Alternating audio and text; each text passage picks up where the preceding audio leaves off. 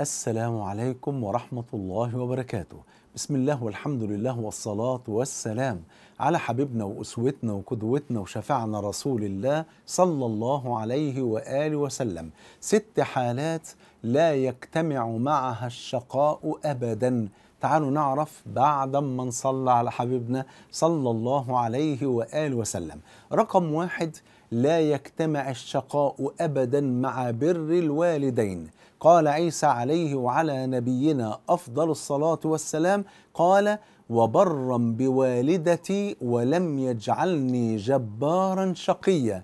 وسبب قول سيدنا عيسى عليه السلام وبرا بوالدتي ولم يقل وبرا بوالدي لأنه لم يكن له أب وإنما كانت له أم وهي مريم عليها السلام. رقم 2: لا يجتمع الشقاء أبدا مع التقوى. إيه هي التقوى؟ التقوى كما عرفها علي بن أبي طالب رضي الله عنه وأرضاه، قال: التقوى هي الخوف من الجليل والعمل بالتنزيل والرضا بالقليل والاستعداد ليوم الرحيل. وكما عرفها طلق بن حبيب رحمه الله رحمة واسعة، قال: التقوى أن تعمل بطاعة الله على نور من الله ترجو ثواب الله، وأن تترك معصية الله على نور من الله تخشى عقاب الله سبحانه وتعالى. قال جل وعلا: فأنذرتكم نارا تلظى لا يصلاها إلا الأشقى الذي كذب وتولى وسيجنبها الأتقى الذي يؤتي ماله يتزكى وما لأحد عنده من نعمة تجزى إلا ابتغاء وجه ربه الأعلى ولسوف يرضى. هذه الآيات تذكرنا بما فعله أبو بكر الصديق رضي الله عنه وأرضاه حينما أعتق سيدنا بلال رضي الله عنه وأرضاه. سيدنا أبو بكر كان يمر على سيدنا بلال وهو يعذب في رمضاء مكة، وهو يقول: أحد أحد، فيقول أبو بكر: ينجيك الله الواحد الأحد. فذهب أبو بكر وصف التجارات وجمع الأموال واشترى العبيد والأرقاء ليعتقهم لوجه الله خشية أن يفتنوا في دينهم. فقال بعض المنافقين، لأن كان من ضمن الذين أعتقهم سيدنا أبو بكر كان أعتق سيدنا بلال، فقال بعض المنافقين: ما أعتق أبو بكر بلالا إلا ليد كانت لبلال عنده، يعني أكيد سيدنا بلال قدم له معروف قبل كده فهو حب يرده له. فسكت أبو بكر لأنه لم يعمل ذلك العمل إلا ابتغاء مرضات الله. فنزل قول الله عز وجل: وما لأحد عنده من نعمة تجزى إلا ابتغاء وجه ربه الأعلى ولسوف يرضى. ما شاء الله. يبقى إذن لا يجتمع الشقاء مع بر الوالدين. رقم 2: لا يجتمع الشقاء مع التقوى. رقم 3: لا يجتمع الشقاء مع الدعاء.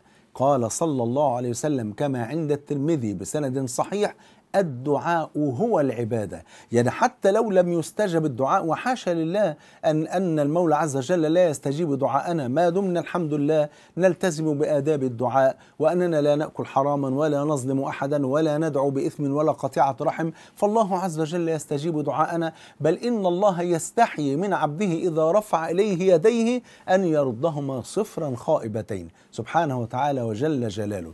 يبقى إذن الدعاء هو العبادة. فحتى لو لم يستجب الدعاء فأنت حينما تدعو وأنت حينما تدعين فهذا الدعاء في حد ذاته عبادة نؤجر عليها بفضل الله.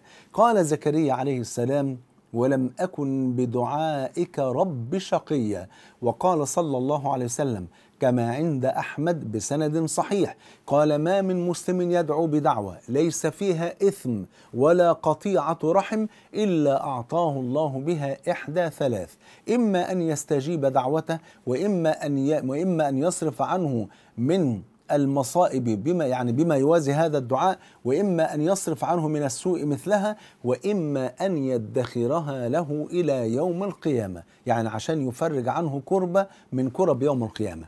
يبقى لا يجتمع الشقاء مع الدعاء. رقم 4: لا يجتمع الشقاء مع خشية الله سبحانه وتعالى. قال جل وعلا: سيذكر من يخشى ويتجنبها الأشقى. وقال جل وعلا: إن الذين يخشون ربهم بالغيب لهم مغفرة وأجر كبير. الله أكبر. رقم 5: لا يجتمع الشقاء مع اتباع الهدى. قال جل وعلا: فمن اتبع هداي فلا يضل ولا يشقى. الله أكبر. رقم 6 ودي آخر حاجة: لا يجتمع الشقاء مع القرآن أبدا. قال جل وعلا: ما أنزلنا عليك القرآن لتشقى. وقال صلى الله عليه وسلم كما عند الطبراني في الكبير بسند صحيح: أبشروا فإن هذا القرآن طرفه بيد الله وطرفه بأيديكم، فتمسكوا به فإنكم لن تضلوا ولن تهلكوا بعده أبدا. يبقى 6 حالات لا يمكن يجتمع معها الشقاء أبدا، لا في الدنيا ولا في الآخرة. لا يجتمع الشقاء أبدا مع بر الوالدين، ولا مع التقوى، ولا مع الدعاء، ولا مع خشية الله، ولا مع اتباع الهدى، ولا يجتمع الشقاء أبدا مع القرآن بفضل الله سبحانه وتعالى. جمعني الله وإياكم مع الحبيب المصطفى صلى الله عليه وسلم في الفردوس الأعلى. بحبكم في الله، والسلام عليكم ورحمة الله وبركاته.